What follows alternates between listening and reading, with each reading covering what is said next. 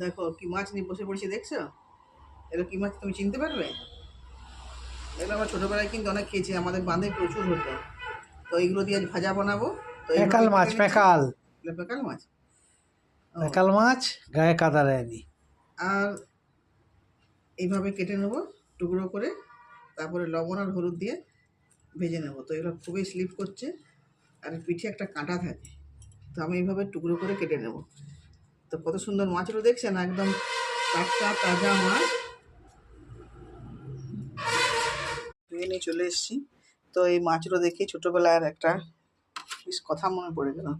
আমার দাদুভাই এসেছিলেন, আর আমাদের বান থেকে এই মাছগুলো আমরা ভাই বোনেরা মিলে ছিপে করে ধরে নিয়ে এসেছি। তো দেখে দাদুভাই বলছে, বাবারে এই সাপগুলো যে ধরে নিয়ে চলে এসেছিস তোরা। তো এই কথাটা মনে পড়ে গেল আর কি, দাদুভাইয়ের কথাটা। তো লবণ আর হলুদ এখন আমি দিয়ে দিচ্ছি এই মাছের মধ্যে, দিয়ে ভেজে নেবো। এই মাছ দিয়ে অনেক কিছু রেসিপি করা যায়, তো আমি প্লেন ভেজেই নেবো আজকে। তেল গরম হয়ে গেছে, এখন মাছগুলো ভেজে নিচ্ছি।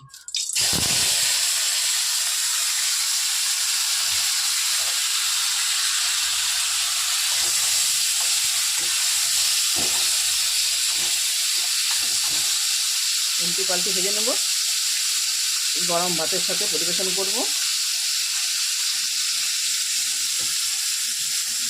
পুরো বেশ লাল লাল করে ভেজে তুলে নেবো, দিলে রেডি হয়ে যাবে এই মাছের একটা রেসিপি, পাকাল মাছে। কম মাছে আস্তে আস্তে ভাজতে হবে, মাছের কিন্তু একটাই কাঁটা থাকে, আর আঁশ তো থাকে না, ওই জন্য একটু তেল ছিটোয়।